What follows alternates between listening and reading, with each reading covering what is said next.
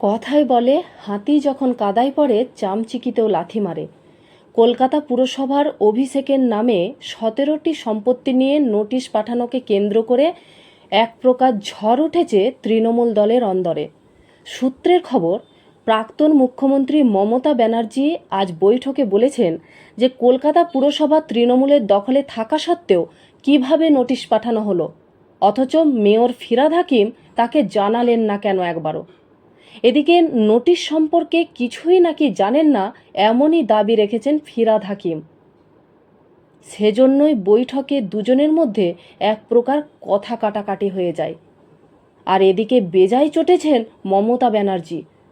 Notice নিয়ে অভিষেক ব্যানার্জি মুখ খুলেছেন। তিনি বৈঠকে জানিয়েছেন যে নোটিশ পাঠানো থেকে আরম্ভ করে আমার বিরুদ্ধে যা খুশি করা হোক, বাড়ি ভাঙা হোক, যা খুশি করা হোক, তবুও তিনি মাথা নিচু করবেন না। তিনি এটাও জানিয়েছেন যে বিজেপির বিরুদ্ধে রাজনৈতিক যে লড়াই সেটা চলবেই। এদিকে নোটিশের ডেডলাইনে ৭ দিনের মধ্যে অবৈধ নির্মাণ ভেঙে ফেলার নির্দেশ দেওয়া হয়েছে। তাহলে কি করবেন এখন? তাহলে কি বুলডোজার বাবা প্রথমে কাজটা ভাইপোর বাড়ির থেকেই শুরু করবে? এটা যদি হয় তাহলে এর থেকে বড় লজ্জার আর কিছু হবে না। রাজার রাজত্ব চলে গেছে, তবুও রাজা রাজা ভাব যাচ্ছে না। আজ আবার সাংবাদিক বৈঠকে মেয়র ফিরহাদ হাকিম বলছেন অভিষেকের এই ব্যাপারে উনি ওয়াকিবহাল নন।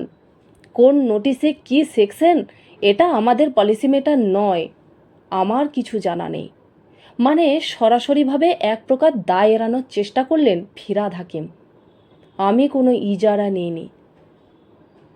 যে মমতা ব্যানার্জির বাহাত ছিল ফিরহাদ হাকিম, সেই ফিরহাদ হাকিমকে এত বড় মেয়রের দায়িত্বে বসিয়েছিলেন, একদিন মন্ত্রী বানিয়েছিলেন নিজের হাতে। যাকে তৈরি করেছিলেন সেই ফিরহাদ হাকিম খুব সুন্দরভাবে না বুঝতে দিয়ে খেলে দিলেন।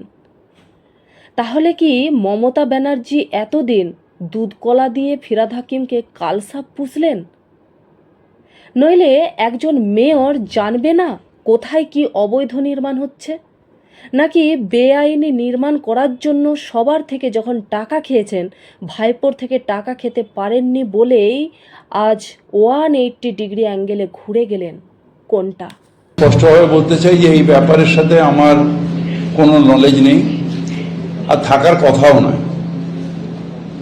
কেএমসি বিল্ডিং ডিপার্টমেন্ট কাকে নোটিশ দেবে, কাকে দেবে না, কি সেকশন, এটা আমাদের পলিসি ম্যাটার নয়।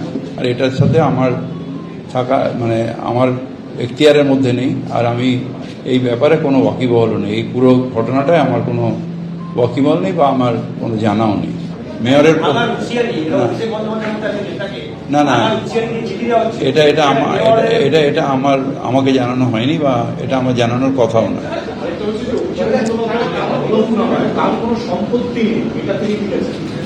দেখুন, আমি ওনার পার্সোনাল ব্যাপারে আমি কথা বলতে পারবো না, কারণ আমি কোনো ইজারা নিইনি।